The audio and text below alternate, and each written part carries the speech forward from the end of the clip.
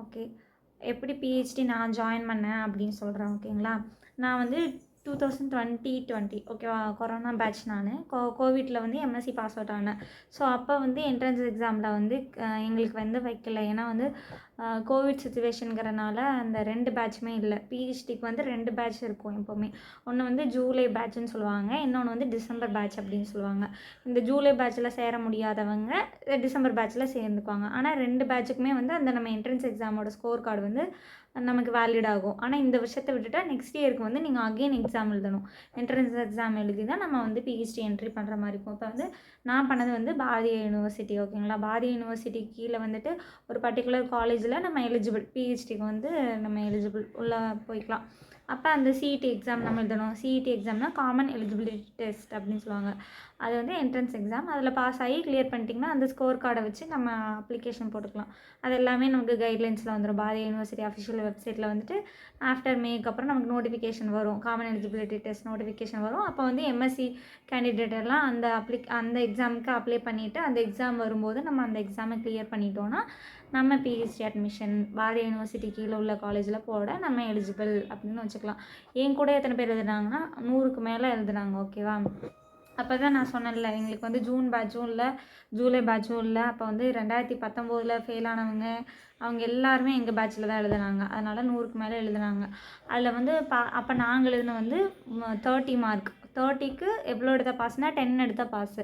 Online test தான் நடந்தது எங்களுக்கு. அப்போ வந்து ஆன்லைன் டெஸ்ட்டில் 10 எடுத்தாலே பாஸுங்கும்போது 100ல் பாஸ் ஆனவங்க பார்த்திங்கன்னா வந்து 40 பேரும் என்னமோ தான். மீதி 60 பேர் ஃபெயிலு. அதில் வந்து ஃபஸ்ட்டு மார்க்கே 13 தான். அந்த 13ல் வந்து 10 பேர் தான் எடுத்தாங்க. அந்த 10ல் ஒருத்தி நான். 13 மார்க். அப்போதைக்கு அதுதான் ஃபஸ்ட் மார்க்குன்னு வச்சுக்கோங்களேன். அவுட் ஆஃப் 30ல் அந்த 13ங்கிறது தான் ஃபஸ்ட் மார்க்கு. அதில் ஒரு 10 பேர் எடுத்தாங்க. அந்த ஸ்கோரெல்லாம் நான் இன்னும் கூட மெயிலில் வச்சுருக்கேன். ஏன்னா வந்துட்டு நம்மளும் அந்த மார்க்கில் ஒன்றா அப்படிங்கும்போது 14-2 நான் செகண்ட் மார்க்கு. 14 தான் ஃபஸ்ட் மார்க்கு எங்களோடதில். 14ல் 2 பேர் என்னமோ, 13ல் 10 பேர். அந்த 10ல் ஒருத்தி நான். ஓகேங்களா? அப்போ வந்து அவ்வளோ எடுத்தா. அப்போ வந்து அந்த ரூல்ஸ் வந்து மாறிட்டே இருக்கும் இயர்லி. இப்போ வந்து நாங்கள் எழுதும்போது அந்த மார்க் வந்து டோட்டல் மார்க் வந்து 30க்கு 10 எடுத்தால் பாஸு.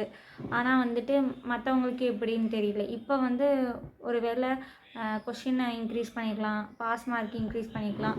நாங்கள் எழுதும்போது 30 கொஷின், ஒரு கொஷின் நெகட்டிவ் மார்க்லாம் இல்லை. ஆனால் வந்துட்டு ஆப்ஷன்ஸ்லாம் கொடுத்துருப்பாங்க. நம்ம வந்து கிளிக் பண்ணிவிட்டு வர்றது தான். நமக்கு வந்து 2 டேஸ் எங்கள் பேட்சில் வந்து காலையில் எக்ஸாம் எழுதி மறுநாள் காலையிலே எங்களுக்கு ரிசல்ட் வந்துச்சு. அவ்வளோ ஃபாஸ்ட்டு. ஏன்னா நான் 2 பேட்ச் இல்லையா, நாங்கள் தான் ஜனவரி பேட்ச். அப்படி தான்.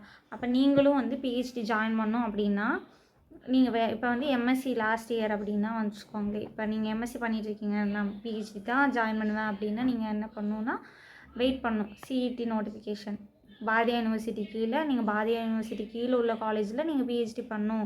பாட்னின்னு இல்லை, நீங்கள் ஜுவாலஜியாக இருக்கலாம், ஃபிசிக்ஸாக இருக்கலாம், கெமிஸ்ட்ரியாக இருக்கலாம், எதா வேணான்னு இருக்கலாம். அவங்கெல்லாம் வந்துட்டு நீங்கள் ஜாயின் பண்ணோம் அப்படின்னா சிஇடி எக்ஸாம் எழுதுனா தான் நீங்கள் ஜாயின் பண்ணலாம். அப்படி இல்லைன்னா நீங்கள் வந்து net exam, CSCR net exam clear பண்ணி வச்சுருக்கணும். இல்லைன்னா எம்ஃபில் முடிச்சிருக்கணும். எம்ஃபில்ங்கிற டிகிரியை வந்து தூக்கிட்டாங்க. ஃபஸ்ட்டு இருந்தது எம்ஃபில் டிகிரி. இப்போ வந்து அந்த எம்ஃபில் டிகிரியை தூக்கிட்டாங்க. ஆனால் எம்ஃபில் முடித்தவங்களும் டிகிரி வச்சுருந்தவங்களும் கூட பிஹெச்டிக்கு அப்ளை பண்ணலாம். ஓகேங்களா?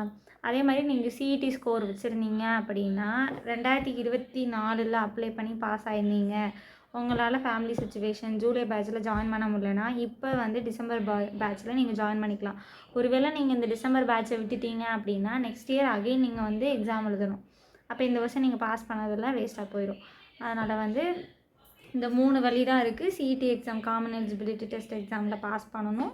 அதுக்கப்புறம் அது இல்லைன்னா எம்ஃபில் வந்து டிகிரி வச்சுருக்கணும்.